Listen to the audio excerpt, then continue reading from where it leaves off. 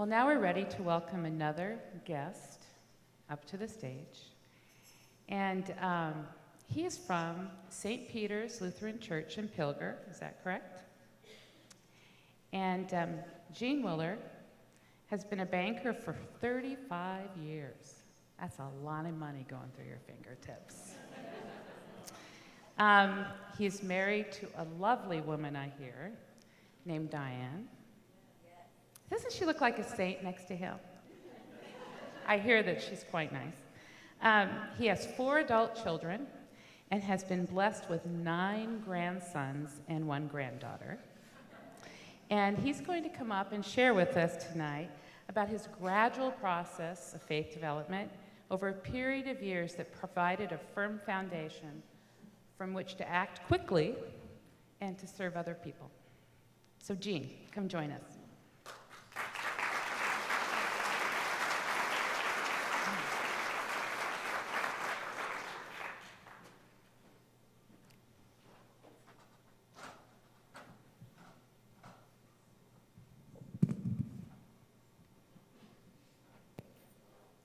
Doesn't he look like he would never be a rebel rouser?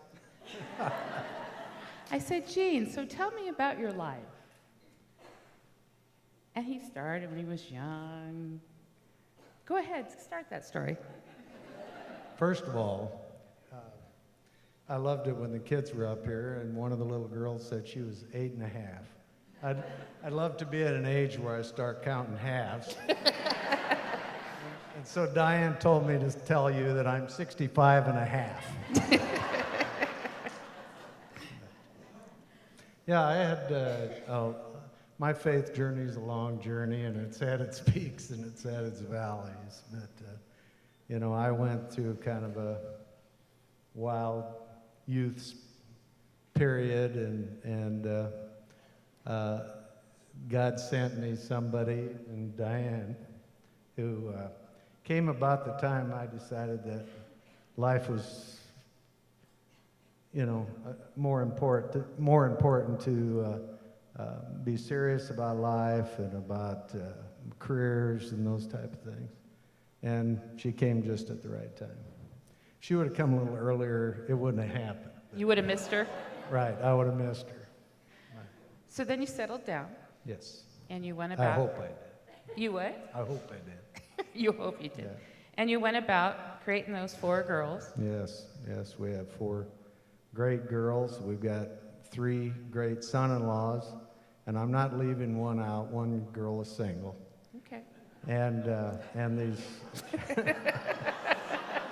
there are some son-in-laws you might just leave out of the equation, but no, we have 10 grandchildren and ages 2 months to 16 years of age, and we've had a great time with them. They're all here in Nebraska, which is wonderful. Did you know what to do with boys? It was difficult. It was difficult. I know what a lot of girls can do to a family, you know. Yes, I was used to girls. I was used to not having to talk.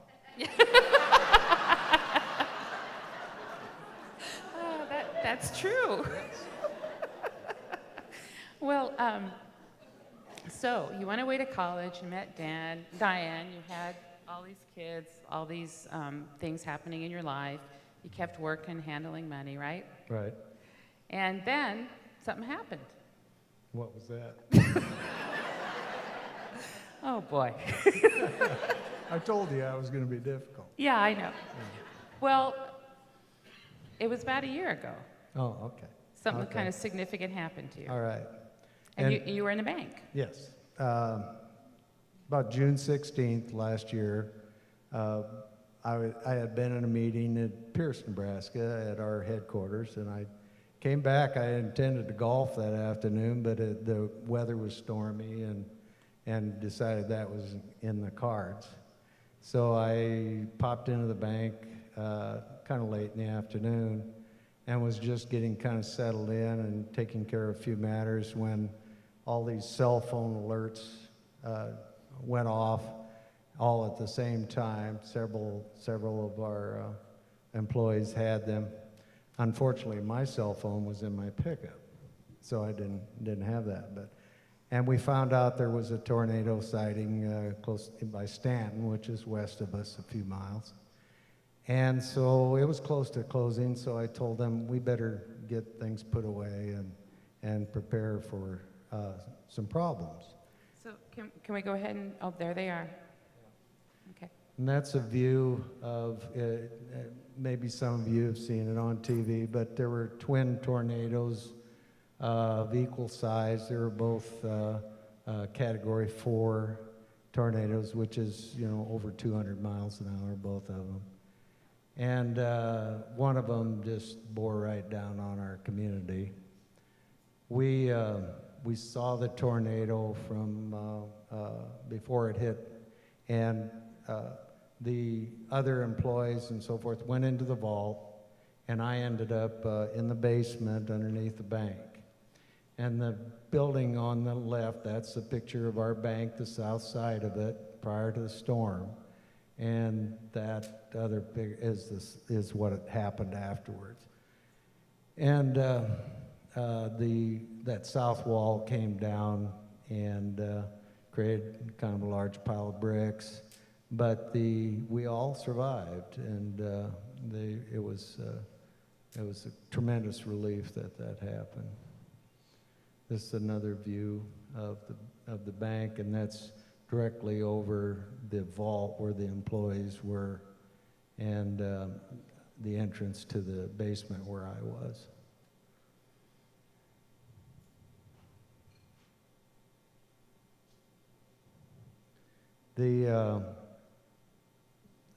As I was alone down in the basement, I think I mentioned to you that my faith journey has been kind of a slow process. I don't have that. Somebody mentioned an aha moment.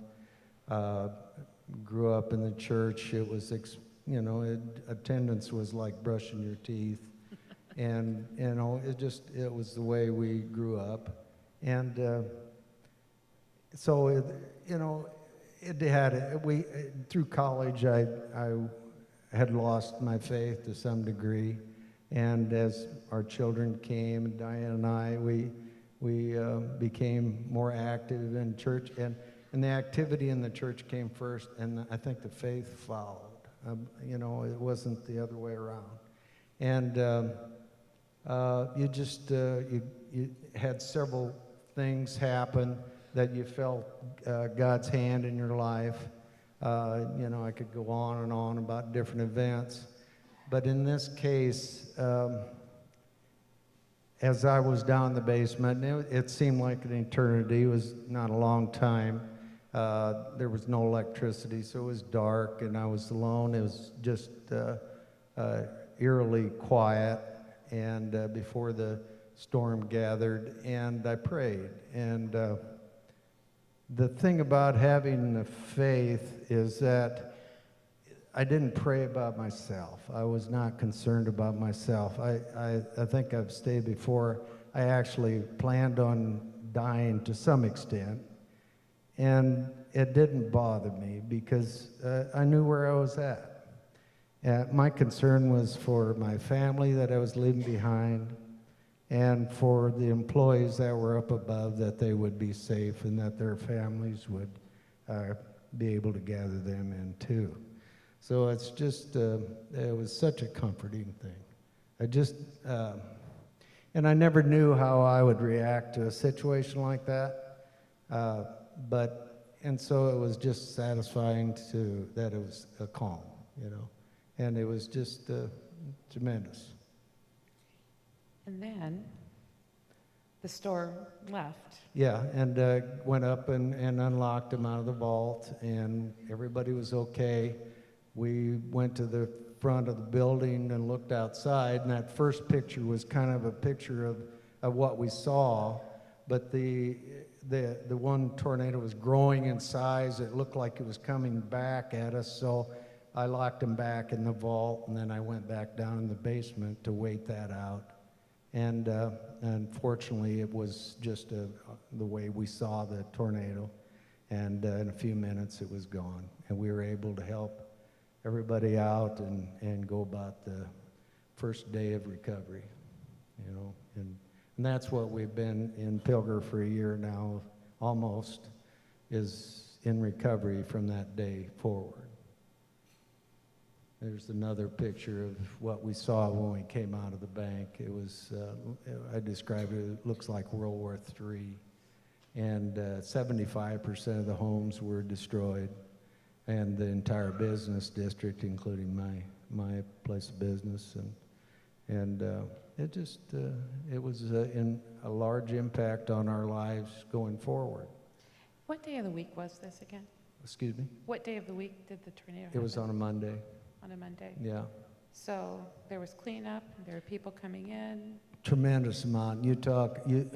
Once again, the hand of God saw all these other hands. The people that hand of God was in a mile long, along the road, mile long procession of heavy equipment. Volunteers just showing up on their own to help what we thought was going to be a lot of recovery, not rescue, but recovery. And miraculously, the hand of God was there. We did have one death, several injured, but so many people that it's miraculous that they're still here. Hand of God in 19 rescue units from neighboring communities that were there within an hour. You just can't describe the amount of help. Our own church, through their disaster relief, it's just had such an impact on the community. And Pastor Paul Lawhead, who turned out to be the community chaplain, you know, days and weeks of offering her help and prayers for people and assistance. Those are all the hands of God were there constantly. And then Sunday morning, we didn't cancel church, did we? No, we didn't cancel church. There are a couple pictures. I Yeah. don't know how far they've gone. Yeah. But I guess that is... That's one of the stained glass windows. The church was damaged to about $100,000 in damage. And in that area of town, most of the structures were okay, but flying debris broke windows, smashed doors. These came in to the pews, all the glass, and of course electricity was out. Our front entrances were smashed. You couldn't get in the front of the building. We had to put plywood up on all the. You can see some of the tree damage there. It was, but the space was usable. And we held church service that following Sunday. There's no electricity. You could see sky through pieces of the roof. We had to come in the side door. You couldn't sit in the south half of the church because of the glass. And but we probably had about as good attendance as we've had in a long time. I mentioned to you we had one individual there who I've never seen him there before. Unfortunately, I've never seen him there since. But in the middle of the service, his dog got tired of waiting for him and came into church with him. Anyway, and Bishop and they were here to help us, and of course Paul Lawhead. And it was a tremendous service. I mean, it was kind of a healing process. And as we were singing, I don't know how to describe this, but as we were singing Amazing Grace, the lights came on when we were singing Amazing Grace. I see somebody down there from Pilger who's crying along with me. I've never felt such a thing in my life. I mean, there was not a dry tear in the whole place. It was just a tremendous, and it was just like, I don't know how to say it other than we're here. We're alive. God's with us, and that's it. Amen. Amen. So, I think we're going to sing. Well, we seem to like the song Amazing Grace tonight. So we're going to do it now more traditionally. And this is part of the song that was playing when the electricity came on, very amazingly.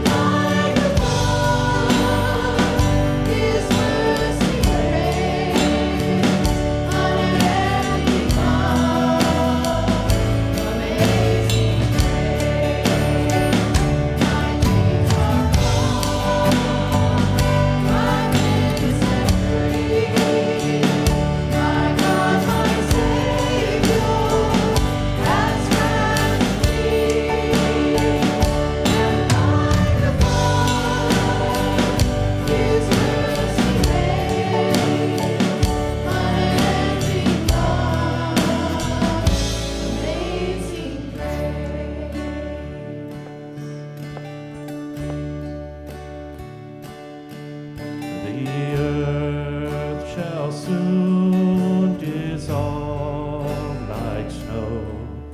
The sun forbear to shine, and the